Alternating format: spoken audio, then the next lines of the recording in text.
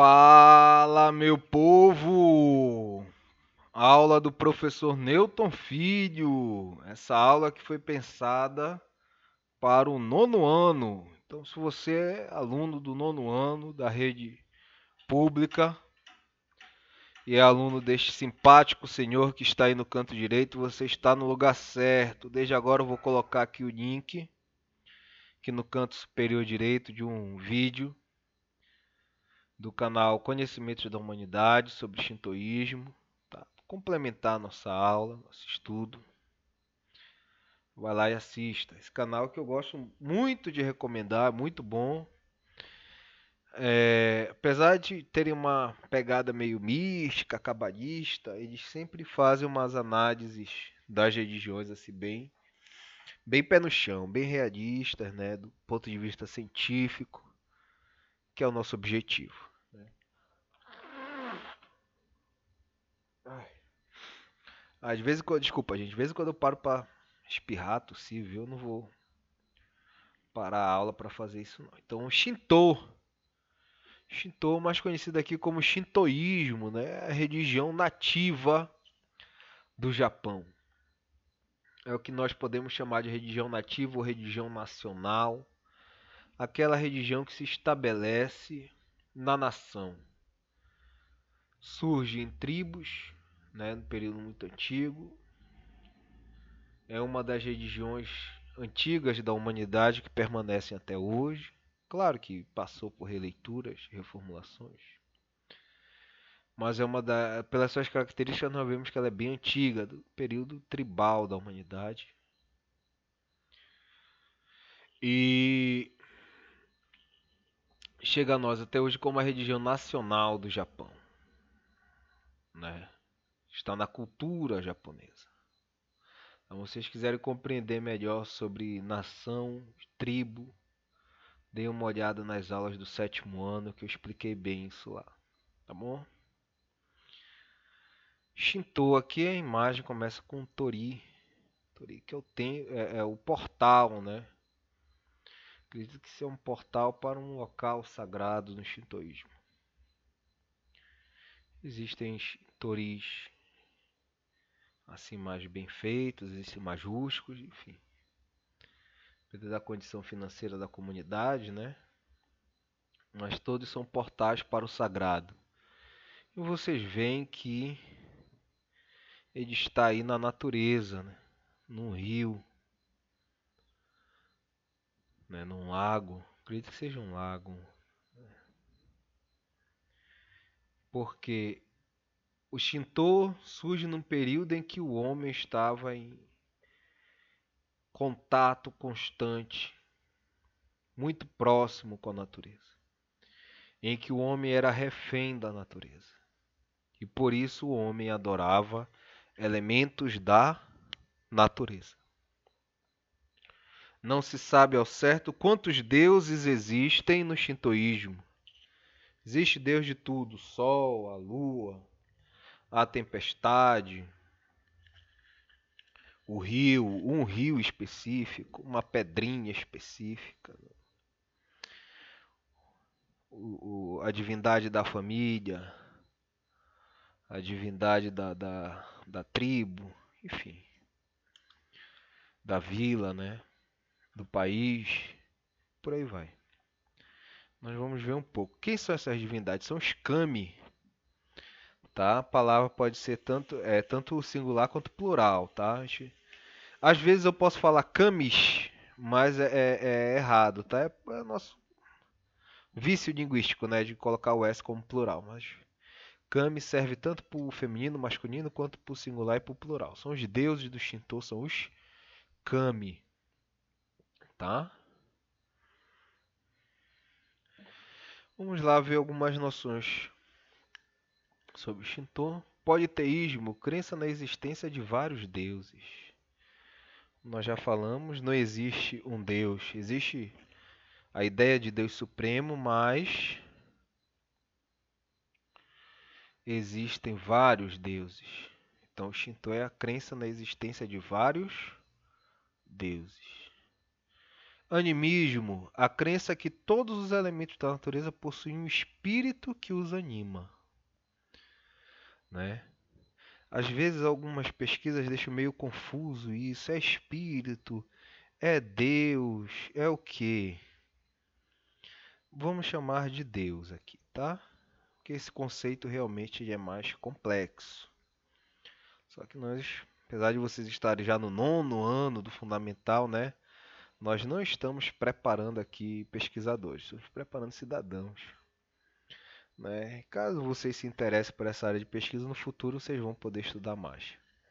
Ou podem pedir para mim, olha, gente, surgindo dúvidas nas aulas, eu tenho sugerido que os alunos anotem para quando estiver a aula remota gravada no Google Meet, eu interagindo com vocês, vocês possam fazer essas perguntas e aí a nossa interação deixa a aula mais interessante, viu? Uma sugestão. Então, dúvidas aí vocês anotem e a gente vai depois dialogar. Então, como eu falei, no passado, essas religiões que eram mais próximas à natureza, você vai ver uma crença de que tudo na natureza estava vivo, né? As pedras, o ar, o sol, a lua, e eram deuses. Uma vez um professor viu as imagens que eu colocava dos deuses, né? Do sol, da lua, como figuras humanas, e perguntou, mas eles viam esses seres como figuras humanas? Eu falei, não, não, era o sol mesmo, mas para os alunos compreenderem melhor, né? A gente coloca essas representações humanas, tá? Então era uma religião próxima à natureza, politeísta, com vários deuses, incontáveis deuses. E é interessante a cultura japonesa, é uma coisa que eu sempre reforço e tiro o chapéu, elogio, porque eles pegam elementos, pegam conceitos da tradição, né, do Shinto principalmente, né, que é a tradição antiga do Japão, e colocam em desenhos, em animes, né, os mangás, que são as revistas, os animes, que são os desenhos, para as novas gerações conhecerem, né. Esse é um exemplo aqui, um desenho, pretendo sugerir alguns filmes mais adiante, mas aqui uma sugestão de um desenho que é Meu Amigo Totoro. É um desenho mais infantil, mas assim, assistindo, vai ter umas outras sugestões mais da idade de vocês, mas assistindo Meu Amigo Totoro, é a história de uma família que se muda, né, por uma questão de saúde da mãe, e aí as crianças começam a ver seres que só elas veem, né, seres da natureza. E aí fica subentendido que esses seres são os kami. Tem uma hora, tem uma hora que elas param na chuva, né, e começam a pedir para uma estátua, que é o protetor da vila, para que parasse de chover. E aquele protetor fica subentendido que é o ser que eles veem, né, o Totoro, que elas dão o nome de Totoro. É isso. O pessoal tem uns cachorros latindo aqui, viu? Se sair aí na aula não é culpa minha, tá? Não são meus, são do vizinho. Enfim, quando a gente tá na sala de aula, às vezes também passa uma pessoa sem noção e começa a botar um som alto, apesar de ser ilegal, né? Quem somos nós para brigar com os cachorros que estão apenas seguindo sua natureza? Então aí uma imagem do meu amigo Totoro, assista o desenho, é interessante. Faça essa comparação, né? Os amigos que as crianças veem possivelmente fazem referência aos kami, né, que são protetores da natureza. E aqui uma imagem, né, da deusa Amaterasu, a deusa do sol. Possivelmente uma história que é quando ela se prendeu numa caverna. Essa história que nós vamos ver mais futuramente, tá bom? Mas aí a presença de vários deuses, são deuses. Entre esses deuses, uma deusa em destaque que é a deusa Amaterasu, a deusa do sol. uma deusa muito importante no Shinto, tá? Inclusive também quem assiste anime, quem assiste Naruto tem um poder lá, né, que o nome é Amaterasu. Já vão sabendo que é uma deusa, uma divindade, tá? Do Shinto. Shinto é a religião nativa do Japão, como já dissemos. Seu nome foi dado durante o século VI para ser diferenciada das tradições vindas da China. O significado é caminho dos deuses, tá? Inclusive o nome vem do chinês, apesar de ser uma tradição japonesa. No século VI, muito da cultura chinesa veio para o Japão. E aí vem o confucionismo, vem o budismo e os japoneses vão olhar, peraí, ó, tá bacana, a gente vai aceitar, são ideias legais, mas a gente tem a nossa própria tradição, né? Vamos dar um nome para a nossa tradição que é para diferenciar da deles. E aí surge esse nome Shinto, que vem de Shen, que significa espírito, e To, que significa caminho. O caminho dos espíritos, o caminho dos deuses, né? Estudar o Shinto, ao estudar o Shinto, teremos uma boa compreensão da mentalidade oriental e como esta se organizou desde os tempos mais antigos. No princípio havia duas forças, o Yin, que é o denso, e o Yo, que é o sutil, tá? O Yin e o Yo, que é o sutil. Aqui essa imagem da natureza é referente a essa crença, né? Os deuses estão na natureza, né? Os deuses são a água, o ar, as árvores, a pedra, né? Eles estão aí. Vamos passar para outra imagem já, que é de outras duas divindades que representam essas forças. Havia duas forças, o Yin e o Yo. O Yin, o denso, e o Yo, o sutil.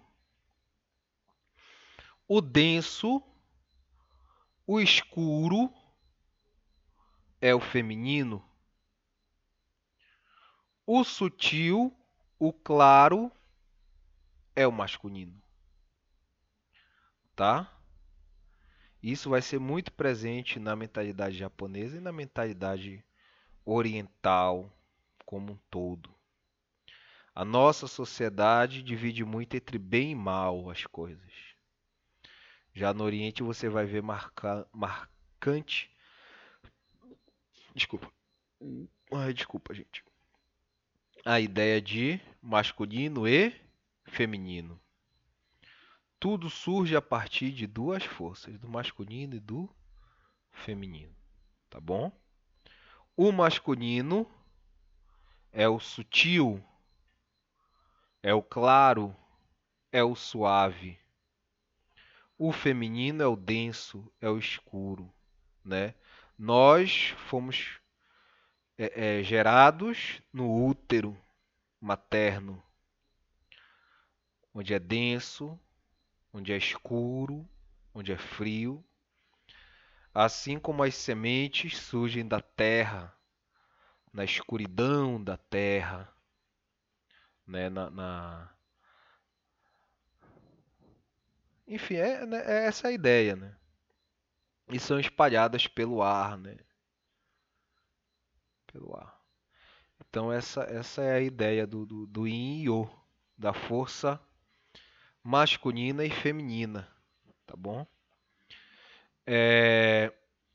Dessas forças surgirão vários kami, entre eles Izanami, a fêmea sedutora, e Izanagi, o macho sedutor, casal criador da terra, né? E nós temos a imagem representando Izanagi e Izanami.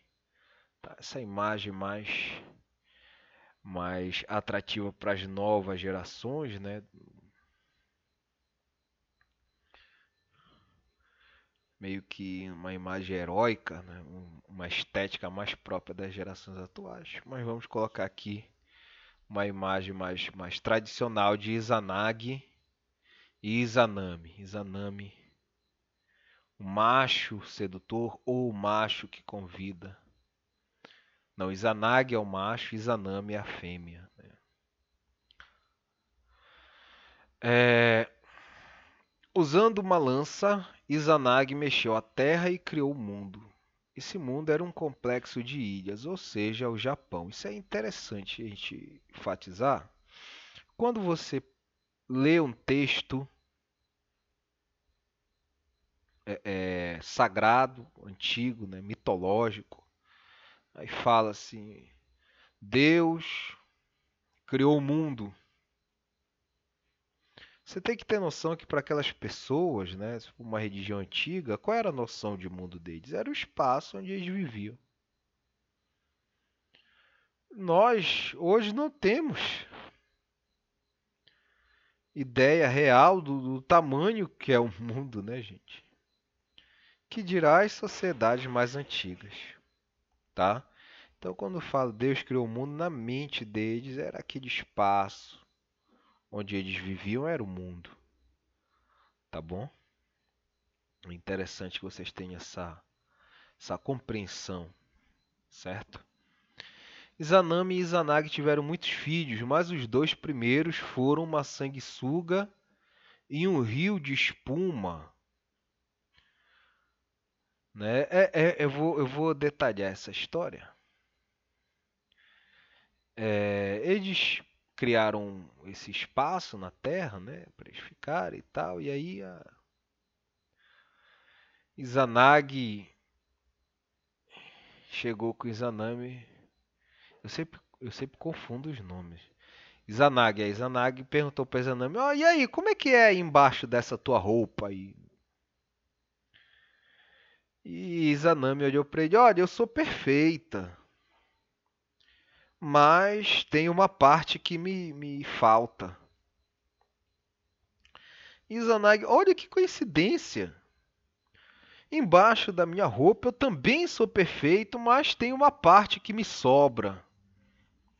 Que tal nós unirmos, né, a parte que me sobra com a parte que te falta?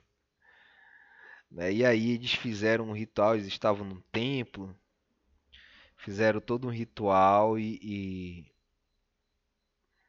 para terem filhos, né, para ter uma relação. Só que os dois primeiros filhos nasceram mal nascidos, né? Nem tem essa palavra em espanhol. Em português, né? A gente adapta. Foram mal nascidos, não nasceram bem, nasceram defeituosos. Um era um rio de espuma e o outro era uma sanguessuga. Pô, o que é que tá rolando? Aí foram se aconselhar com os outros kami. Eles falaram: olha, o lance é que a mulher teve a iniciativa na hora da relação. Quando vocês fizeram a dança lá, a mulher teve a iniciativa e não o homem. O certo era o homem ter iniciativa. Uns podem olhar, olha, isso aí é preconceito, né? Uma ideia machista. Eu não discordo. Tem outras leituras, né, que explicam, não sendo uma ideia machista, da ideia de que a mulher recebe e tal, mas a gente não vai entrar nesse mérito, tá? Podem interpretar como realmente as culturas antigas você vê um domínio masculino, né? Em boa parte delas, sim, né? Muitas religiões, muitas tradições vão ser pensadas e dominadas por homens, né?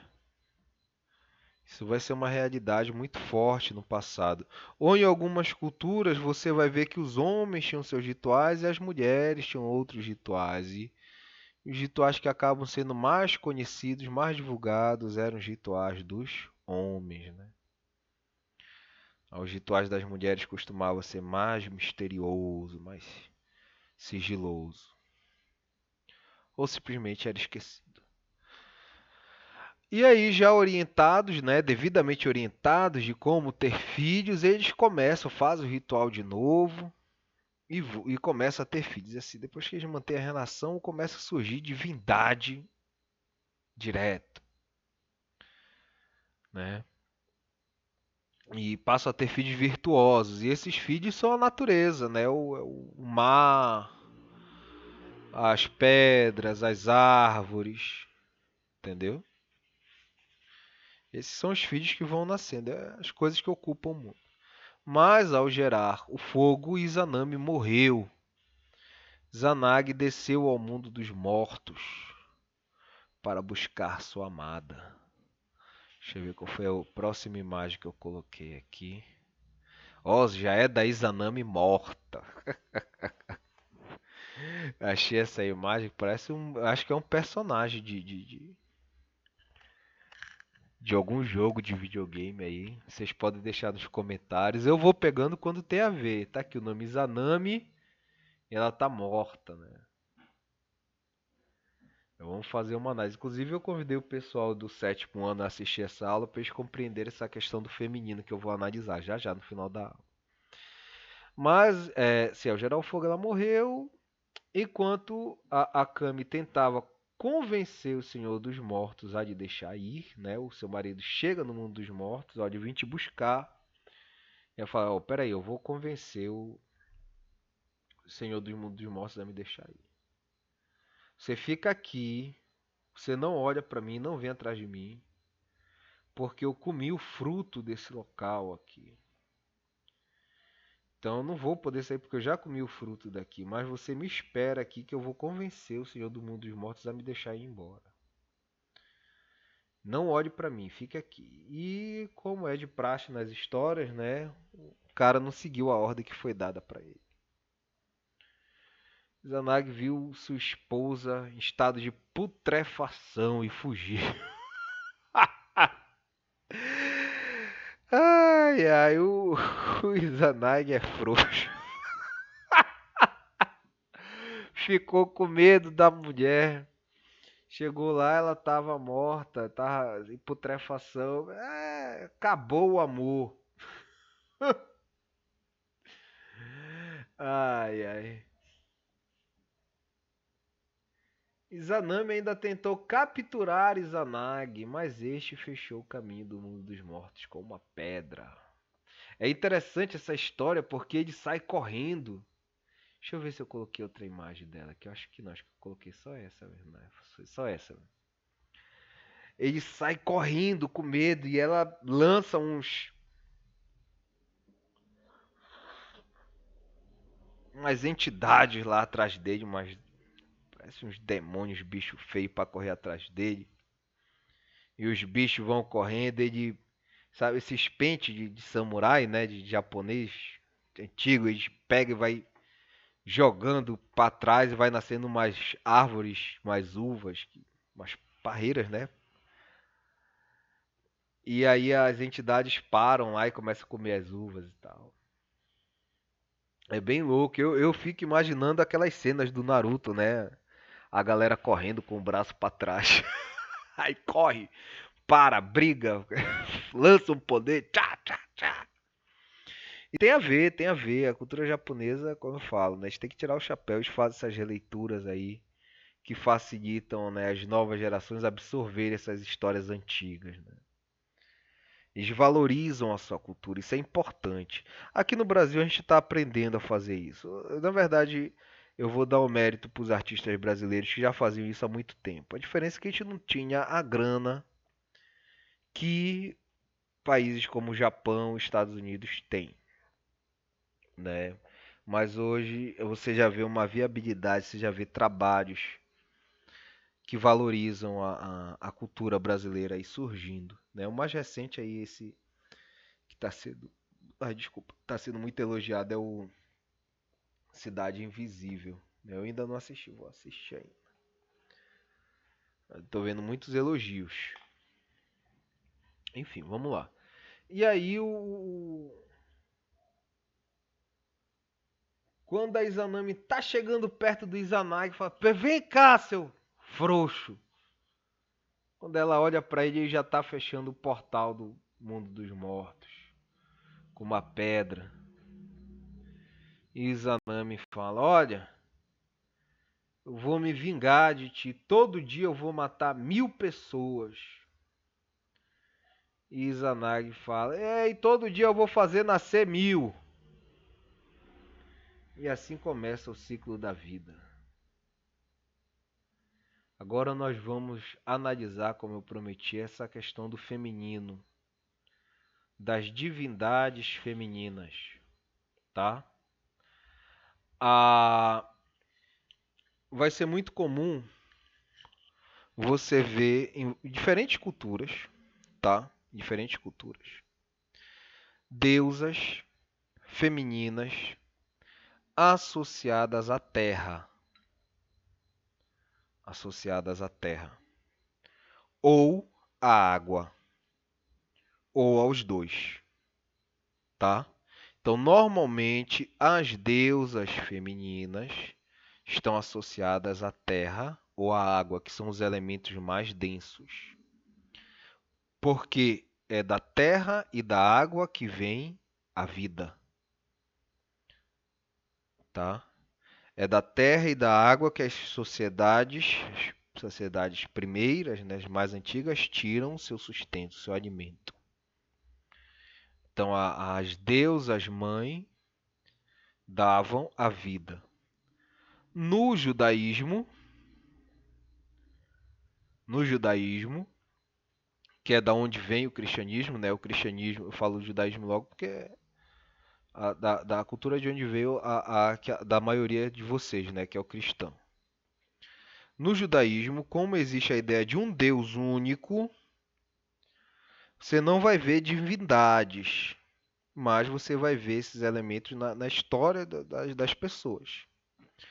Que é o caso de Adão e Eva, né? E existe outro elemento na história que é Lilith. Lilith é uma entidade não, é uma figura da mitologia judaica que está só no judaísmo. Ela teria sido a primeira esposa de Adão. Tá, ela teria sido a primeira esposa de Adão. Eu acho interessante a gente analisar isso porque a história de Lilith diz que ela não quis se subjugar à vontade de Adão. E aí ela foi reclamar com Deus que ela era igual a Adão, os dois teriam sido feitos da terra, né? E aí, nesse momento, ela aprende o nome de Deus, que para os judeus era um nome sagrado, e ela consegue voar, né? Quando ela consegue voar, ela foge do Éden, do Jardim do Éden, para longe de Adão, e vai morar com um anjo caído. A partir dessa história, muitas pessoas pegam e fazem uma análise, não falam anjo caído, falam de que ela vai morar com os demônios, que ela seria uma figura demoníaca, né? E aí Deus vai atrás dela, pergunta por que ela fugiu, ela disse que ela não ia subjugar o homem, e Deus fala: olha, então agora todos os seus filhos eu vou matar, você não vai ter filhos, né? E ela fala: então todo filho que o homem tiver eu também vou matar. Tá? Então a imagem de Lilith, durante muito tempo, até colocar a imagem dela aqui, foi uma imagem tida como uma mulher demônio, e não tem nada de demônio. Primeiro que os judeus não tinham essa ideia de demônio. Quando fala que ela foi se juntar com um anjo caído, era um anjo mesmo, caído. E eles não viam um anjo caído como um demônio. Era um anjo que pisou na bola e não podia mais ficar no céu, tinha que ficar aqui na terra. Mas não que ele ficasse fazendo coisas maléficas. E só foi punido de ficar aqui. E Lilith, por que essa história dela matar os filhos de Deus? Porque aí está se figurando o ciclo da vida, que é associado à mulher também. Entendeu? Então, assim, é a história, né? Assim como nós nascemos, nós um dia vamos morrer. Assim como a terra nos dá a vida, um dia ela vai pedir a nossa vida de volta, tá? É por isso que Lilith, né, na cultura judaica, é associada à morte. Não tem nada de demoníaco. É o ciclo da vida. É por isso que Izanami, na cultura japonesa, é associada à morte. Por isso que ela diz que vai matar 1000 pessoas todo dia, porque é o ciclo da vida, todo dia morre gente. E Izanagi, em contrapartida, diz: todo dia eu vou fazer nascer 1000 pessoas. É por isso que na história judaica, né, que os cristãos também têm como referência, Eva oferece a maçã, na maçã não, o fruto, né, não diz maçã. Tem um outro livro que não entrou na Bíblia, que diz que o fruto do bem e do mal era parecido com uma uva, tá? Os artistas que já foram colocando a maçã. Desculpa. É por isso que Eva é quem oferece o fruto proibido que vai, né, ocasionar a morte ao seu marido Adão. É porque ela é a figura feminina. E a ideia dessas antigas sociedades é que quem gera a vida também, assim como nós recebemos a vida dessa força feminina, um dia nós vamos, né, voltar, nós vamos devolver a vida que nós recebemos, nós vamos morrer. Assim também na cultura do Sateremaué que eu estou estudando com o pessoal do 7º ano. O mundo é feito a partir de uma divindade que é uma cobra, Moyo-Ató. As entidades formam o novo mundo a partir do corpo dela. E quando eles estão terminando, ela diz: tá, vocês vão criar o mundo a partir de mim, mas tudo que nascer em mim, nascer de mim, um dia vai voltar para mim. É por isso que o animal que tenta a mulher é a cobra.